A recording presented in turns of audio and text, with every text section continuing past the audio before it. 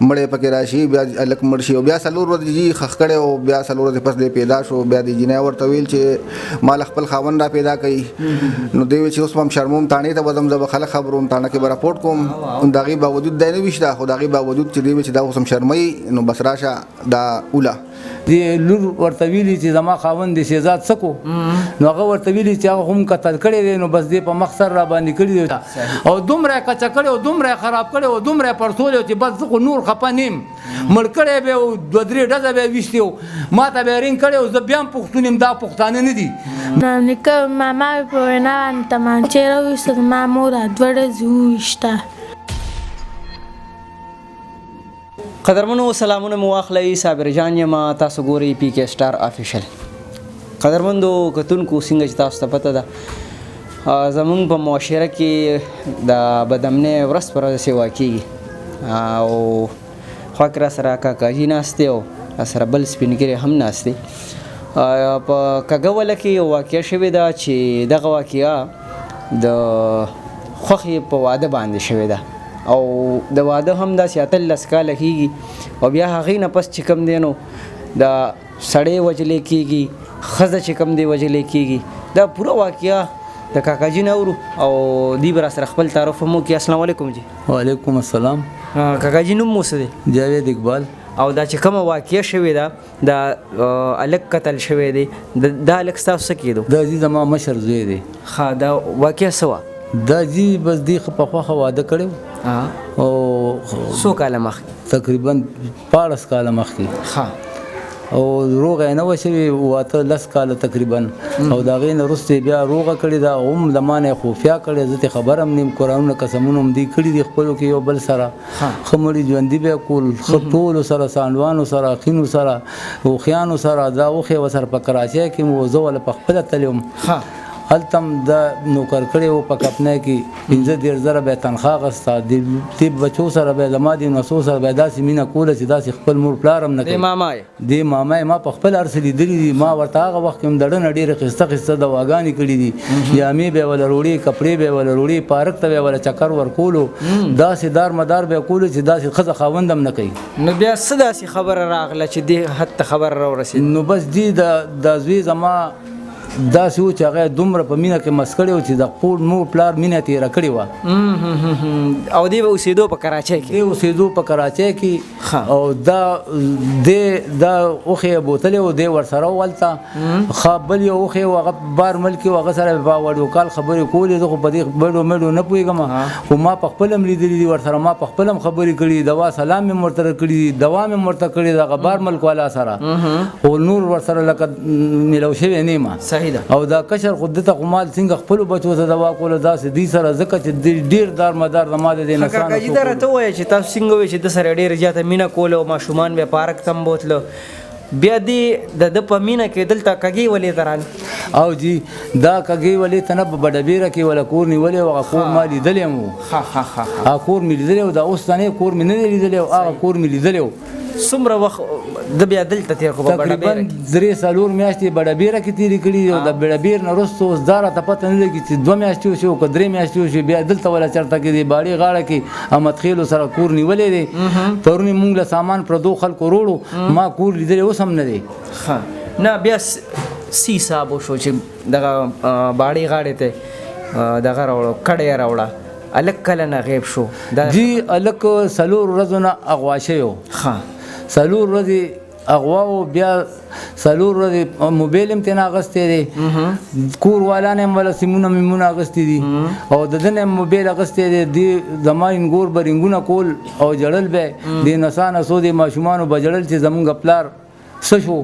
دی بیا تللی د نیکه کره نو د نیکه په کور کې د لور ورته ویلي چې زما خاوند د شهزاد څه کو نو هغه ورته ویلي چې هغه هم قتل کړی دی نو بس دی په مخ سر را باندې کړي دی او چغې سورې غوبلې جوړ کړی چې ما به هم اوس قتل کړي ما ورته وویلې او جی چې ما به هم قتل کړي او زما د ماشومان به هم قتل کړي زما خو بل اسره نشته خو همدغه یو خاوند مې وکنه زه به څه کومه.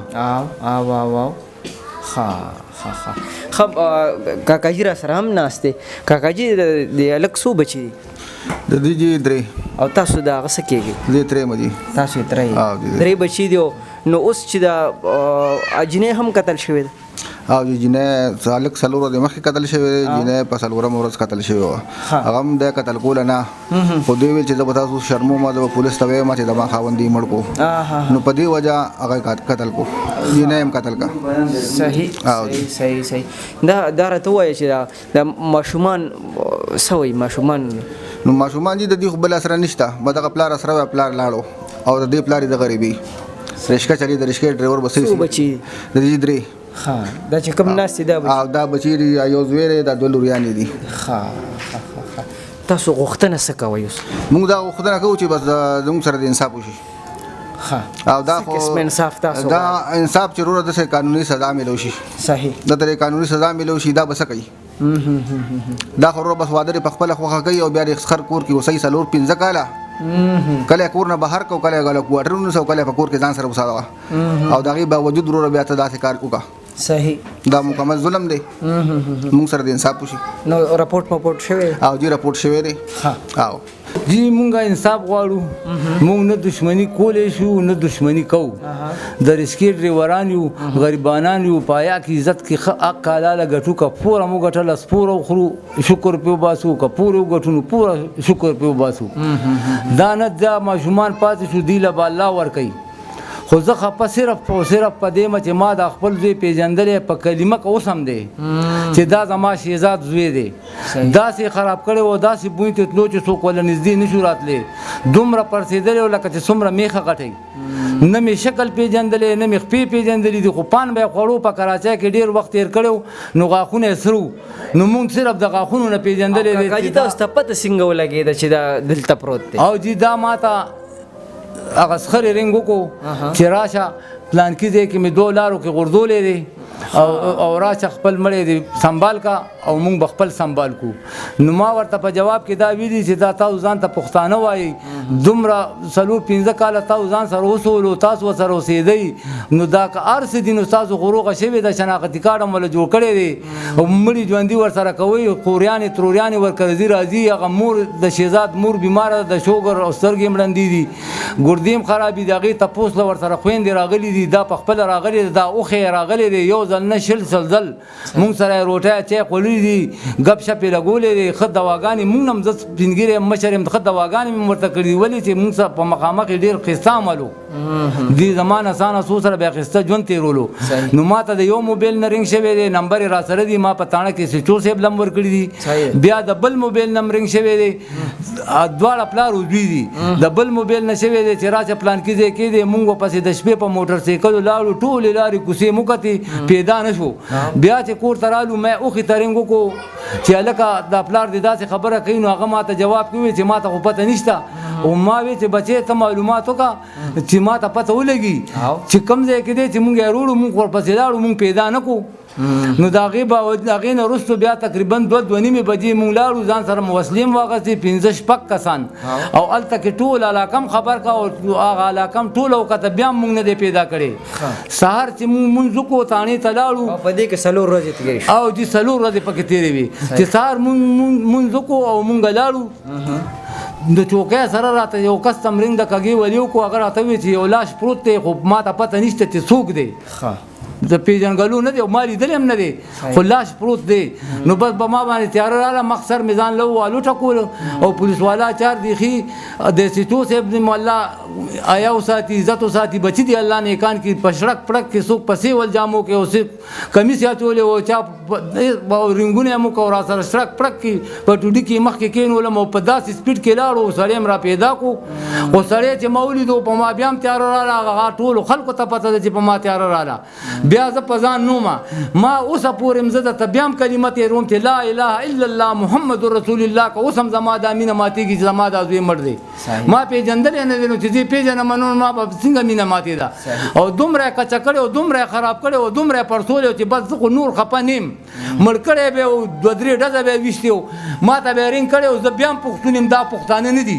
ما به بیا هم روړی خښ کړی و ما نه راپور کولو نه دا اوس هم نه کومه خپلې لور یې هر څه لیدلي دي د خپلې لور بیان دی یو خبره به پکې دروغ نه خپلې لور نه بیا تپوس کوي دغه د ناسته ده دومره وړه نه ده ټیک ده ساده ده پښتنه ده د کور نه وتې نه ده چېرته پورته نه ده تعلیم یې نشته خو چې څه لیدلي دي نو هغه به دپاره د خدای حق خبره کوي صحیح قدرمنو دغه شاه زلمي چې کوم بچي دي هغوی را سره هم ناست دي هغوی سره یو څو خبرې کوو د هغوی بچنګۍ را سره ناسته ده او دوی نه به تپوس کوو ګوډۍ ستا نوم څه دی ماریا دا څه چلو دا تا څه لیدلي وو ما لیدلي څه چلو داسې چل چې ما پلار 4 ورځې نه غیب وه 4 ورځې ورپسې موږ ګرځېدو نه پیدا کېدو بیا موږ مور او پلارونه خویندې شو لاړو تروریانو کره ترور کره لاړو موږ ترور ته وویل چې زما پلار همتاسو څه کوو ما ترور وویل چې ما پته نشته بیا دی کې زما نیکه او ماماګان ناړل هغه ته وویل چې تاسو زما خاوند وژلی دی وي که نه هغه وي او موږ وژلی دی وي کوم ځای کې دی نیکه دې ویل چې موږ وژلی دی موږ وژلی دی وي موږ وژلی بیا مو ورته چې موږ دې څه ته پرېوسو موږ مو وژنه نو نیکه ماما په وینا باندې تمانچې راویسته زما مور 2 ورځې وویشته ستاسو په مخ کې زموږ په مخ کې وویشته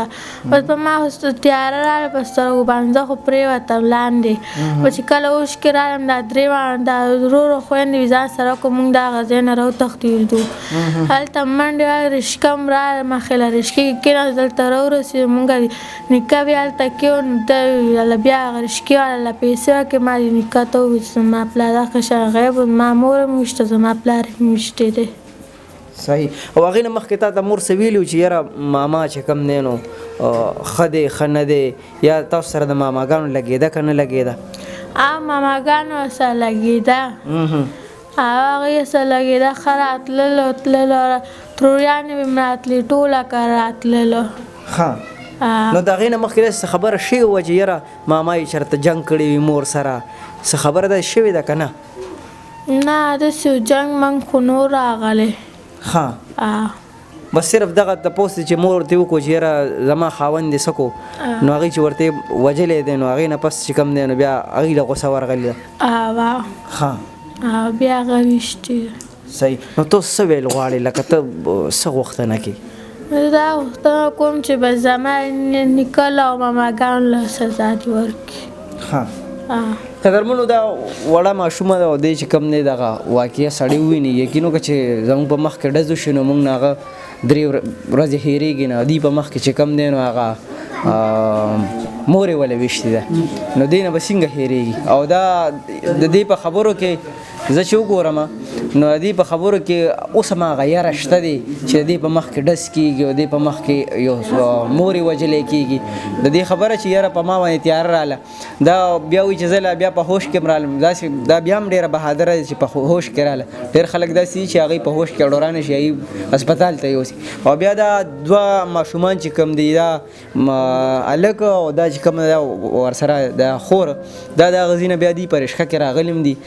را تښتېدلي دي چې یاره مونږ ونه وژني ډېره بهادره ده نور څه ویل غواړي ګوډې بس دا غواړم چې پولیس والات او هغه حالت ته بس هغه ووایي چې انصاف بس وشي صحیح بس دی صرف انصاف غواړي او انصاف د حکومت نه غواړي نو کاکاجي که په اخره کې څه ویل غواړي زه دا ویل غواړم چې دا دې سره دا میلو خلک وو پلار سره ورانو دا زوی په دې شرط ورانو چې پلار وته دلته به نه ځي او دی بتلو دی ورسره په کراچۍ کې یو کال تېر کړی دی اوښي او دلته کې په کور کې ورسره 100 میاشتې تېرې کړي دي 3 کاله ورسره په کور کې تېر کړي دي بیا به چې کله خفګان رالو اوښي به وله بهر کور ونیو خو لکه د دې په خپله صلاح ودغلته وو صحیح تاورې ده بس مونږ ویل بس مونږ به زموږ نه منل بس دې کې بیا دا واقع یو شوه او به دا شی ته جوړ شو صحیح زمونږ وزیر اعلی صاحب ګنډاپور ته دا خواهش دی چې وروره موږ ته د انصاف میلو شي